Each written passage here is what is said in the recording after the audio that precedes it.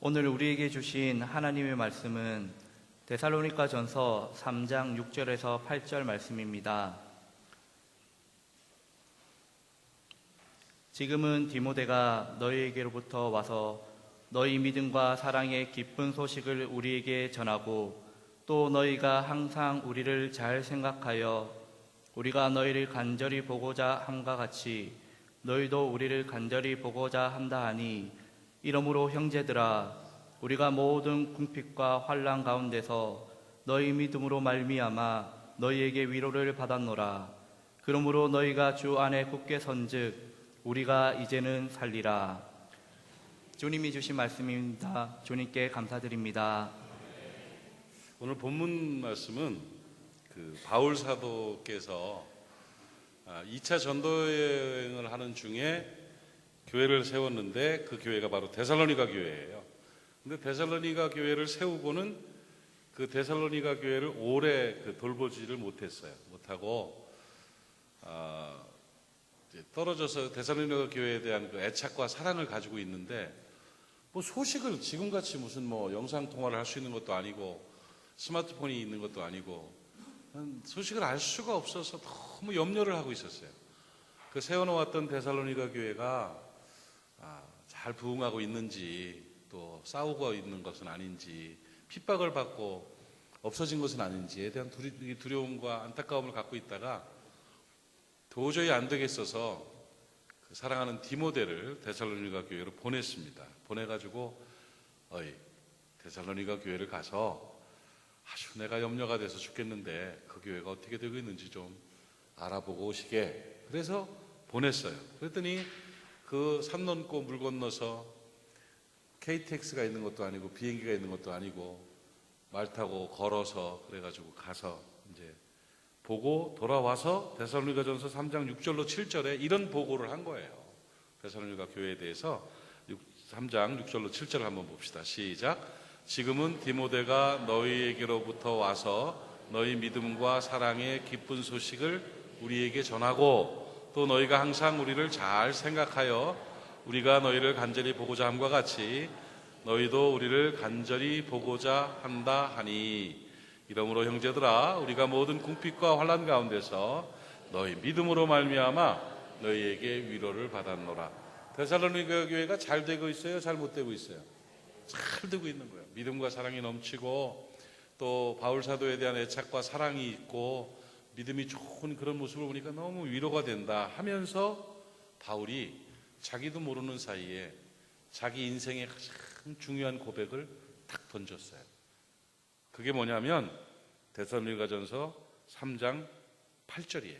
같이 한번 읽읍시다. 시작.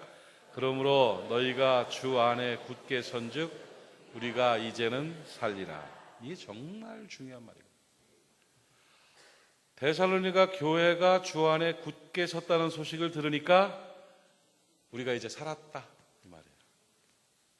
더 편하게 말하면 그 교회가 잘 있다는 소식을 들으니까 내가 이제 살겠다.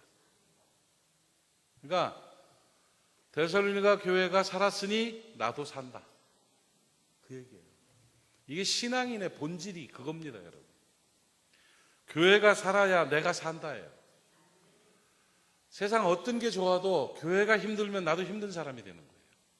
정말로 바울의 이 고백이 오늘 저와 여러분의 고백이 될 수 있기를 바랍니다. 데살로니가 교회가 살아났으니 이제 나도 살았다처럼 모리아 교회가 사니 나도 산다. 아멘. 교회가, 그리스도의 몸된 교회가 내 인생의 중심이 되고 목표가 되고 그것이 에너지가 되고 원동력이 되고 핵심이 되어야 될 줄로 믿습니다. 여러분, 교회는 여러분의 삶의 액세서리가 아닙니다. 교회는, 신앙은 인생의 어떤 아웃사이더가 아닙니다. 본질이고 중심이고 핵심이고 생명입니다. 교회가 살아야 내가 살아요. 교회가 살아야 가정이 산 거예요. 교회가 살아야 민족이 살아요. 그러니까 교회가 살아나야 되는 거예요. 그러니까 우리가 신앙생활을 하는 중요한 목표 중에 하나가 뭐냐면 교회 살리려고, 악착같이 교회 살리려고, 어떻게 하든지 교회 좀 살려보려고. 교회가 산다 하니 이제 나도 살았다. 아우, 살았다. 이거예요. 한국교회가 살아나야 될 줄로 믿습니다. 모리아 교회가 살아나야 될 줄로 믿습니다. 여러분, 한국교회가 살아난다는 것은 무슨 말입니까? 미래가 있다는 말이에요. 한국교회의 미래가 밝아야 되는 것이에요. 교회가 점점 부흥하고, 교회가 사회적인 영향을 행사하고, 교회가 세상의 소금이 되고, 교회가 세상의 빛이 되고, 이 땅을 통치하는 왕권을 가질 때 이 민족이 새로워지고 하나님 앞에 거룩한 나라가 되게 되는 것임을 여러분 깨닫기를 바랍니다. 그런 의미에서 볼 때 지금 우리 한국교회의 가장 중요한 사명은 다음 세대 회복입니다. 어린이와 청년과 청소년들이 살아나야 다음 세대가 희망이 있는 거예요. 우리가 지난 50년 동안 우리 한국교회의 부흥을 보면서 한국교회가 해왔던 이 결과가 지금 2018년도에 나타났어요. 나타난 걸 보니까 잘못했던 거예요. 그렇게 하면 안 되는 거였어요. 교회가 1200만 기독교인에서 2000만이 되고 3000만이 됐으면 전에 잘했네. 그때 그런 모습으로 하면 되겠네. 하지만 교회가 1200만에서 지금 600만으로 줄어버리고 반토막이 나버렸으면 전처럼 하면 안 되겠네. 이걸 알아야 될 거 아니에요. 전에 그렇게 해서 이렇게 망가졌는데도 또 전이랑 똑같이 하려고 그러면 당연히 결과는 좋지 않지요. 성경으로 돌아가야 될 줄로 믿습니다. 교회의 주도권자는 내가 아니고 주님이라는 사실을 인정해야 될 줄로 믿습니다. 교회는 희생하는 곳이고 섬기는 곳이고, 교회는 봉사하는 곳이고 손해보는 곳이지, 교회는 얻는 곳이 아니에요. 주장하는 곳이 아니에요. 헌신하고 손해보는 곳이에요. 이렇게 살아가면 지금 마지막 때를 우리가 살아가고 있는데 이 골든타임에 회복의 역사를 경험하게 될 줄로 믿습니다. 이런 일들을 위해서 우리가 노력하고 수고해야 돼요. 오늘 한아름 예배를 맞이해서 4대가 함께 예배하는 이 예배 가운데 오늘 중요한 도전을 저와 여러분 함께 받기를 원합니다. 다음 세대 사역. 이제 어떻게 해야 한국교회를 살릴 수 있고, 어떻게 해야 우리의 다음 세대들이 교회로 돌아올 수 있는지를 한번 분석해보고 찾아보는 어떤 의미에서 좀 냉정한 시간을 좀 가져보려고 합니다. 한국교회가 어떤 상태인가, 현황이 어떤지를 제가 좀 소개를 하겠고, 한국교회가 왜 그렇게 됐는지 다음 세대 사역을 중심으로 해서 원인을 좀 말씀을 드리고, 이 다음 세대 사역의 회복을 위해서는 뭘 해야 되는지를 대안을 좀 말씀드릴 테니까 여러분의 삶의 사역의 기도 제목으로 삼으시고, 또 사역적 관점을 우리가 회복하고 바꿀 수 있기를 부탁을 드리겠습니다. 오늘 제목을 저는 그래도 희망이 있습니다로 잡았습니다. 저도 이제 몇 년만 있으면 환갑이에요. 깜짝 놀랐죠? 참 팔팔했었는데 지금은 더 팔팔해요. 그래서 사람들이 제 나이를 얘기하면 깜짝 놀랍니다. 젊게 사역하려고 발버둥을 치고 있으니까요. 청바지 입고 자켓 하나 걸치고 그러고서 말씀 전하고 이러면서 뛰고 있는데 열심히 해요. 참 잘해요. 그 친구 참 열심히 해. 열심히 다음 세대를 위해서 막 뛰는데 정말 쉽지 않습니다, 여러분. 어느 교회에서 부흥회를 와서 인도해달라고 요청을 하고, 어느 학생회에서 학생 수련회 해달라고 요청하는 두 개 동시에 있을 때 부흥회를 포기하고 학생 수련회 간다는 거는요, 진짜 힘든 결정이에요. 그거 쉽겠어요? 인간인데 부흥회 가면 대접받고 대우받고 폼 잡고 돈 주고 별거 다 해요. 여기 가면은 구박받고 힘들고 배고프고 돈 들고 그래요. 그래도 사역은 사역이니까 중요하니까 부흥회를 포기하고 학생 수련회를 택합니다. 가서 30명 50명 애들 모아놓고 차에서 설교 준비하면서 식판밥 먹으면서 그러면서 말씀 전하고 이렇게 하는데, 가끔 사람들이 저한테 물어봐요. 목사님 왜 그러세요? 왜 그 나이에 그 체중에 그러고 다녀요. 모리학교에 앉아가지고 담임 목사 하면 편안하게 있을 수도 있는데 왜 그러고 다녀요? 하고 질문을 할 때가 있습니다. 나도 그 생각을 해봤어요. 내가 왜 이러고 다닐까? 이렇지 않아도 될 텐데 왜 이러고 다닐까 했는데 답을 찾았어요. 다음 세대를 살리고 다음 세대를 회복시켜서 한국교회를 살릴 수 있는 이 일을 재미가 있어서만 하는 게 아니라고 저는 생각해요. 왜 그러고 다닙니까의 답은 뭐냐면 가능하니까요. 할 수 있으니까, 회복될 수 있으니까, 다음 세대 희망이 있으니까, 한국교회 희망이 있으니까. 희망 없으면 이거 안 합니다. 희망 없으면 뭐하라고 돌아다니면서 절망 가운데서 이 일을 하겠습니까? 그런데 몇 년 노력하고 몇 교회가 힘을 합치면 정책도 바뀌고 환경도 바뀌고 상황도 바뀌면 다시 학생들이 교회로 돌아올 수 있는 그 터전을 마련할 수가 있겠다고 믿으니까. 그래서 한국교회 다음 세대 희망 있습니다. 절망 아닙니다. 희망 있습니다. 그 희망을 오늘 노래하면서 여러분에게 그래도 희망이 있습니다는 제목으로 한국교회 다음 세대, 다른 정치나 무슨 사역들, 성령운동, 신학 이런 거 다 빼고 그냥 오롯이 가장 중요한 다음 세대 사역에 관해서만 좀 말씀을 드리도록 그렇게 하겠습니다. 다음 세대 현황, 여러 번 제가 말씀드렸으니까 여러분 잘 아실 겁니다. 간략하게 말씀드리면 지금 우리 대한민국의 다음 세대의 사역은 정말 마지막 골든타임에 놓여 있습니다. 한국 교회의 60%의 숫자로 60%의 교회가 주일학교 중고등부가 없습니다. 그 교회는 죄송하지만 그대로 가면 시간만 지나면 교회 없어집니다. 그게 50%도 아니고 60%입니다. 이 전수조사의 결과는 부산의 메이저 교단인 통합 측에서 조사한 내용이에요. 그러니까 우리처럼 주일학교 중고등부가 있고 교육자들이 있는 교회가 40%밖에 안 돼요. 40%가 채 안 돼요. 그러면 앞으로 시간이 지나면 우리 한국교회는 이대로 가면 30, 40%의 교회만 남아있어요. 엄청나게 사라지는 겁니다. 그리고 실제적으로 1년에 문 닫는 교회가 2,000개가 넘습니다. 2012년도에는 충격적으로 2,800개 교회가 문을 닫았습니다. 그런 현실이에요. 그리고 문 닫은 교회에 서너 명, 대여섯 명 남아있던 교회들은 큰 교회로 옮겨갑니다. 악한 영들이 신천지와 이런 걸 동원하고 교회에서 이상한 사람들을 교회 직분자로 집어넣고 막 이러고 이런 사람들이 교회를 혼란을 일으키고 지욕심 부리고 싸우고 부딪히고 해서 속상하고 속 터지죠. 그러면 교인들이 떠납니다. 그래서 어디로 가냐? 큰 교회로 갑니다. 그래서 큰 교회는 숫자가 느는 것처럼 알아요, 사람들이요. 그러니까 큰 교회들은 점점 숫자가 많아지니까 부흥하고 있다고 생각합니다. 근데 부흥은 교인 이동이 부흥이 아닙니다. 여러분 잘 아셔야 됩니다. 전체 한국교회를 볼 때 부흥이라는 것은 세례받는 사람들의 숫자가 몇 명이냐가 부흥이에요. 이 교회에서 옮겨서 이 교회로 가고 저 교회에서 옮겨서 저로 가고 수틀리면 저로 가고 시설 좋은 데로 가고 사람 많고 교육 잘 되는 교회로 가고 이렇게 몰려가가지고 그게 부흥 아니에요. 그러니까 큰 교회 10,000명 모이는 교회가 20,000명이 됐다고 해서 부러울 거 하나도 없습니다.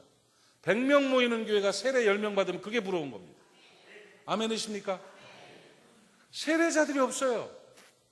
전에는 한 달에 한 번씩 세례식 하고 막 이런 데도 있고 부활절 되고 추수감사 되면 세례식을 했었는데 요즘은 그게 없어졌답니다. 축제하고 만답니다. 세례받을 사람이 없으니까. 이게 지금 부흥이 아니에요. 그리고 더 안타까운 것은 뭐냐면 주일학교와 중고등부가 있는 교회도 어른들 숫자의 20%가 넘는 교회가 없어요. 100명 모이는 교회 아이들 20명 모이는 교회 별로 없다는 거예요. 40명 모이는 교회 별로 없다는 거예요. 정말로 똑같아야 유지인데 더 많아야 부흥인데 반도 안 되고 20%도 안 돼요. 그러니까 이게 얼마나 충격입니까, 여러분? 이런 현실이 한국교회 현실입니다. 그리고 다음 세대 현실입니다. 우리 모리학교에도 마찬가지입니다. 아이들 몇 명 없습니다. 이대로 시간 지나면 저 아이들 숫자가 우리 교회 숫자입니다. 어쩔 수 없어요, 상황이. 그런데 각 교회에서 각자 노력하는 것도 중요하지만 댐을 만들어가지고 전체적으로 한국교회가 아이들을 품에 안고 양육하는 일을 한다면 더 효과적이겠죠. 그래서 연합사역을 하고 그래서 다음 세대 사역을 하고 있는 것이죠. 어쨌든 그런 상황이 돼버렸어요. 그래서 지금 한국교회 인구구조가 팽이구조, 팽이구조에서 지금 서양팽이구조랍니다. 이렇게. 서양팽이 알죠? 이렇게 돼가지고요. 어느 순간이 되면 딱 부러져서 한국교회는 침체되고 없어질 가능성 있다고들 예언들을 합니다. 그게 20년 남지 않았습니다. 여러분 20년이 지난 후에 우리 교회가 이대로라면 많은 분들이 하나님 앞에 갔을 겁니다. 그러면 어떻게 되겠어요? 점점 줄게 되는 거죠.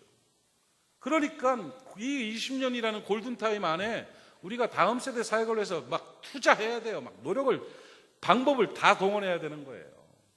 한국교회 청소년 복음화율 3%, 옛날에 40%. 학교 가면 전도할 애들이 없었어요. 다 교회 다녀가지고. 3% 미전도 종족 수준이에요. 아이들이 교회를 오고 싶어 하질 않습니다. 교회 지금 나와서 말썽 부리고 있다면 그 아이들은 정말 귀한 아이들입니다. 우리 교회를 나와주는 아이들은 정말 소중한 아이들이에요. 근데 지금 뭐 교회들마다 지금 학교를 들어가가지고 조사를 해보면은요, 한 반에 5명도 교회 다니는 애가 없어요. 이런 현실이 한국교회 현실입니다. 이거 안타까운 일인데 이거 극복해야 될 줄로 믿습니다. 여러분 이거 알고 기도해야 됩니다. 지금은 과시적인 사역을 할 때가 아닙니다. 폼 잡고 내가 뭐 했네 소용없어요. 지금 절박합니다. 절박해. 다음 세대를 한 명 한 명을 귀하게 여기면서 열심히 사역하고 노력해야 돼요. 그래서 520 우리 성시운동본부에서 다음 세대 전도 축제를 하고 이 일에 또 함께 어제 내가 우리 그 다음 세대 전도 축제 교육부에서 하고 교육기관 중심으로 하십시다 하고 이렇게 이중호 목사님한테 문자를 보냈더니 이중호 목사님이 충격적인 답을 나한테 딱 보냈어요. 뭐라고 했냐면 어른들은 전도 안 합니까? 이러더라고. 이 표현인지 몰라도 문자니까 글씨니까 내가 모르잖아. 그럼 어른들은 전도 안 합니까? 이 말은 어른들은 전도 안 하나요? 이걸지. 그럼 어른들은 전도 안 합니까? 이건지. 내가 알지는 못해. 근데 그 어른들은 전도 안 합니까? 이 말을 딱 묻는 순간에 아이쿠야 주님의 음성으로 들렸어요. 교육부 주최하되 어른들도 전도해야지. 준비됐던 거 전도 시작합시다. 해가지고 전도 축제 그냥 해봅시다. 어때요? 그냥 전도하자는 얘기예요, 여러분. 전도해요, 전도. 이제 살려야 돼, 이제는요.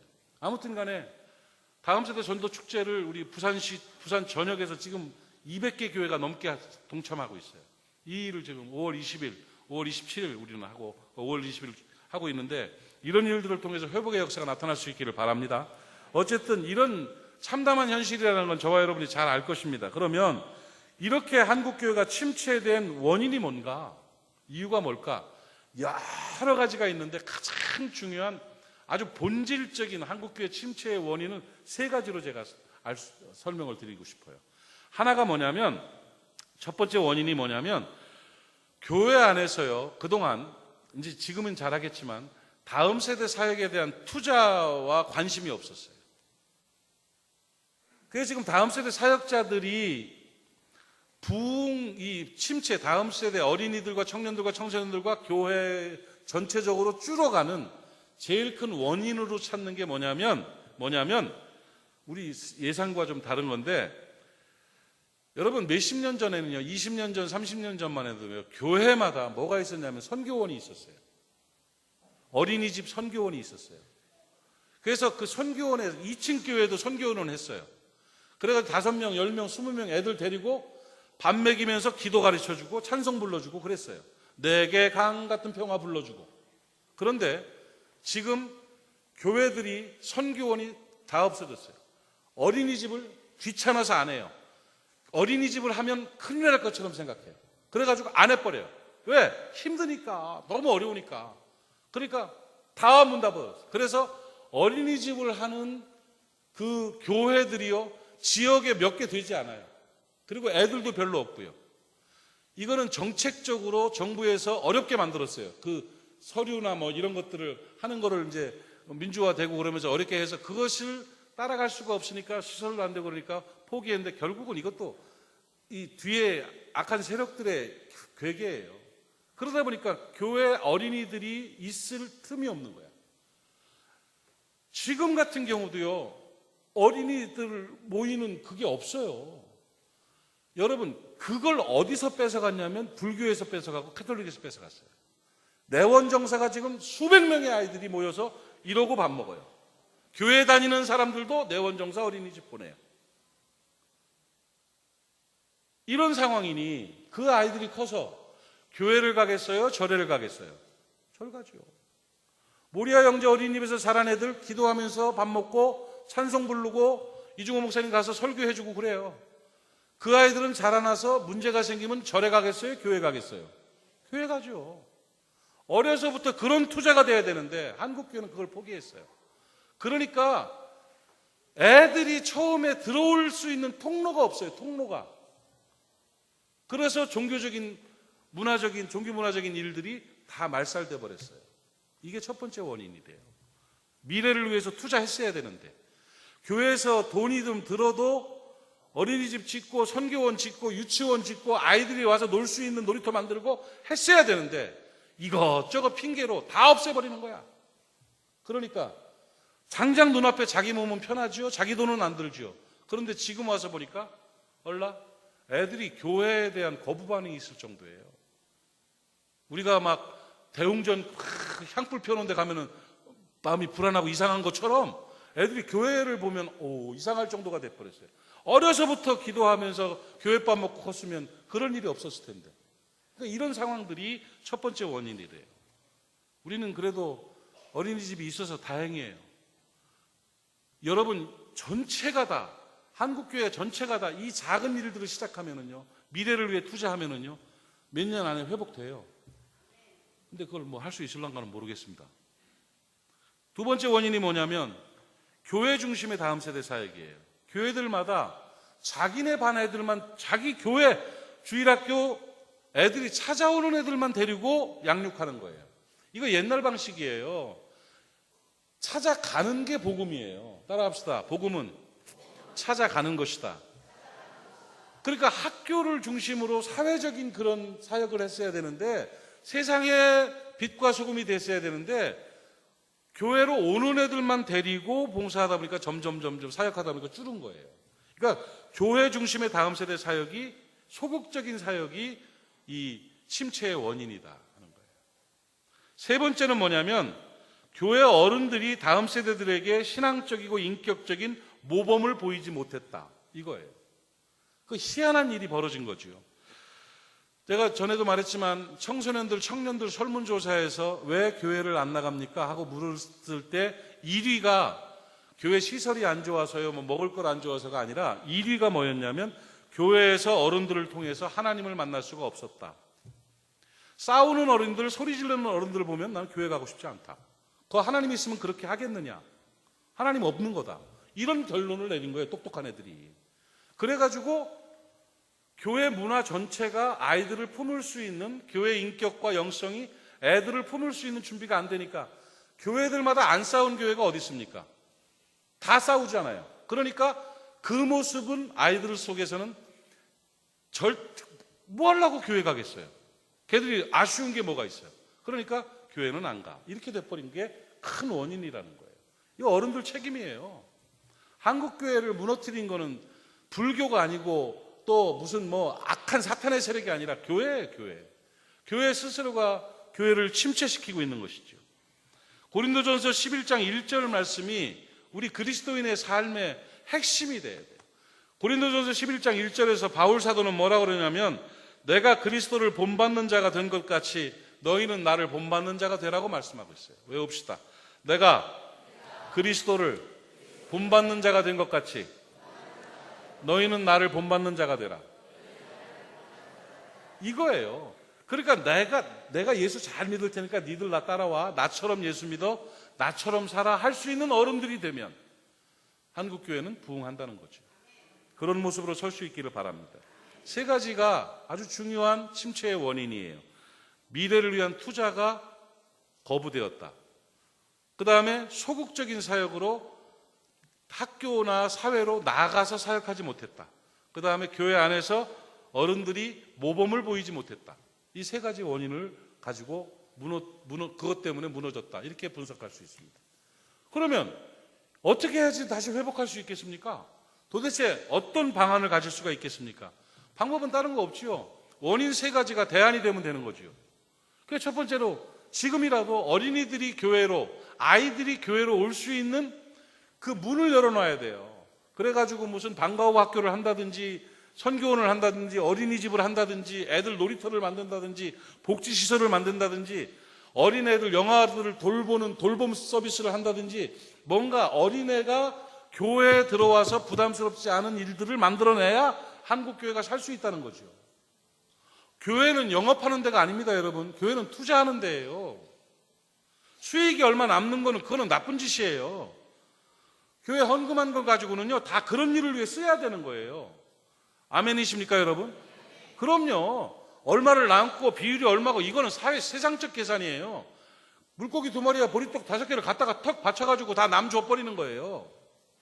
이렇게 우리가 그런 투자들을 시작하면 살아날 수 있죠. 이거는 지속적으로 제가 바깥에 나가서 언론이나 이거 오늘 제가 말씀드리는 것도 이뉴스 한국이라는 신문에 냈던 칼럼이에요. 기사예요.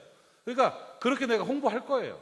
그렇게 하는 것이 중요하겠고 또 교회 안에 성도들이 신실하고 성령 충만한 모습으로 거룩한 모습으로 예배를 위하여 또 신앙을 위하여 손해보는 자들로 살아가면 되는 거죠. 그리고 또 한 가지 중요한 게 결국은 학교 복음화 사역이라는 거예요.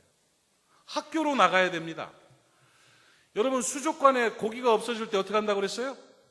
바다에 나가서 잡아다가 채워야 돼요. 교회 안에 어린이들이 없어지고 학생들이 없어지면 어떻게 해야 돼요? 바다에 나가서 잡아와서 교회에다가 앉혀야 돼요. 그 아이들의 바다가 어디냐면 학교야. 바다에 나가면 고기가 많은 것처럼 학교에 가면 애들이 많아요. 그러면 그 아이들을 데려다가 교회를 채우는 이 다음 세대 사역의 핵심은 학교 복음화입니다. 학교를 복음화할 때 부흥이 일어나고 회복되는 역사가 있을 줄로 믿습니다. 그래서 제가 미국에서 들어와서 그 다음에 하나님께서 깨닫게 하셔서 주신 사역이 뭐냐? 요즘 외부적으로는 많이 잘 되고 있습니다. 인근학교 영적 입양 사역이에요. 외웁시다. 시작. 인근학교 영적 입양 사역. 예. 가는 곳마다 그거 전하고 있습니다. 교회 인근에 있는 학교들을 교회가 영적으로 입양해서 지원하고 복음 전하고 협력하고 함께해서 그 학교를 위해 기도함으로 복음화하는 그 일이에요. 그 일을 통해서 인근학교 영적 입양 사역을 통해서 학교 복음화가 이루어져야 될 줄로 믿습니다. 그거 잘하고 있죠? 그거 우리 교회는 지금 10개 학교를 입양해가지고 지금 저는 기도하고 복음 전하고 있어요. 우리 역할은 톡톡히 하고 있다고 저는 생각을 합니다. 그런데 그보다 또 중요한 일이 뭐냐면 학교 복음화를 위해서 필요한 일은 정책입니다. 국가의 법과 정책을 만드는 일이 중요합니다. 지금 학교가 예배를 못 드리게 돼 있다고 그러고 학교에서 종교 활동을 못 하게 돼 있습니다. 저는 이번에 하여튼 정치인들을 만나면 저는 그 얘기부터 합니다. 오거돈 씨도 지지난주에 봤는데 개인적으로 그 얘기를 했습니다.